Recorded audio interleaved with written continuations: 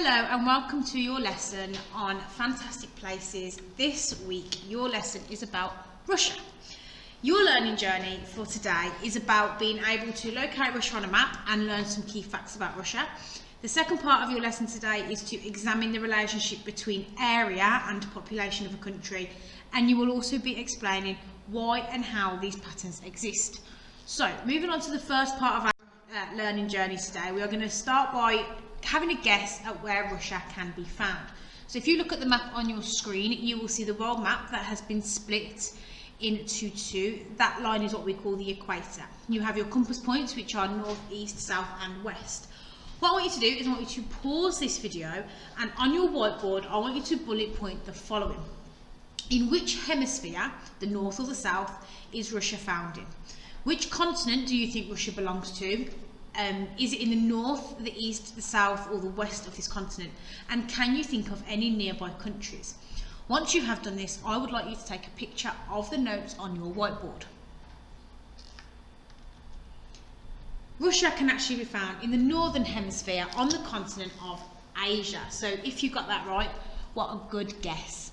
Now what I want you to do is I want you to use all of the knowledge that you have gathered from geography so far in terms of describing the location of countries, and you are going to have a go at this by using the coloured map that has just popped up on your screen. If you want to be working at a developing level, you need to reference that Russia can be found in which hemisphere and on which continent. If you want to move into the secure part of this lesson, you need to talk about the neighbouring countries of Russia and where they can be found. And if you are mastered, you need to talk about north, east, south and west. You need to give relation of countries to Russia. So is it to the north, east, the south or the west? What ocean is found to the north or the east? And in which part of the continent can Russia be found? That makes you a mastered geographer. Once you have done this, can you please remember to take a picture of this work as well? So now we're moving on to the second part of our learning journey, which looks at the relationship between population and area in Russia. So as a quick reminder, population simply means the number of people who live in an area. The area is the size of a specific space. So for example, the area of Russia is large. In fact, it's so large, it's the largest country in the world by area, having over 17 million square kilometres in area. However, it is only the 9th largest by population, which is 142 million. And in theory, if you have a bigger country, you can fit more people in it. And the reason we are looking at this today is because we want to know, why don't more people live in Russia if it has so much space? The first thing you're going to do in relation to this slide is you are going to create a hypothesis. So I want you to put a subheading which says population versus area, and you are going to have to think about what might affect the population of a country, and this is what we call your hypothesis. So your sentence should be, I think that factors such as, whatever you think it might be, will affect the population of a country because, and I want you to be as creative as you want. You've never seen this information before, so I want you to have a really good guess and have a think outside of the box. What might stop people from living in a country? To be mastered in this task, you are going to have a however. So however, someone may argue with me and say that this is a rubbish reason, and they might say this instead. Remember to take a picture of every task as you do it.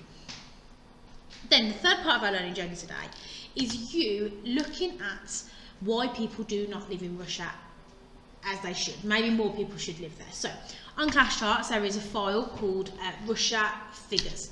There are lots of different maps and graphs and text on here which tells us why Russia isn't as populous as it could be. Your developing version of this task is pick 3 of those facts and create 3 pictures telling me why people do not want to live in Russia. The secure part of this task is you picking 2 of those reasons and explaining why this stops people from living there. So one reason people won't live in Russia is this is social, economic, environmental and political, because. Don't write all of them, you pick one and you say why it might impact people, why it might impact money, why it might impact the planet, or why it might impact the government.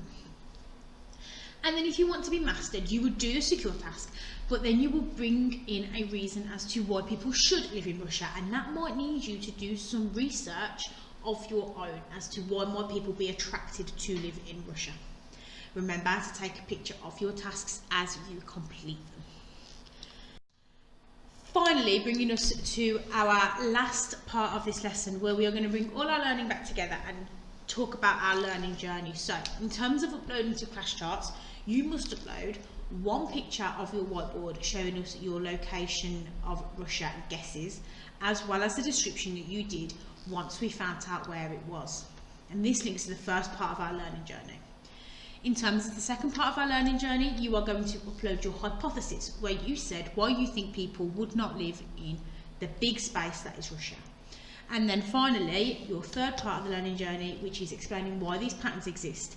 You're going to upload your pictures or your explanation, depending on what level of difficulty you chose, of why people did not want to live in Russia. Thank you and well done for participating in your home learning about Russia this week, and I look forward to seeing and marking your work.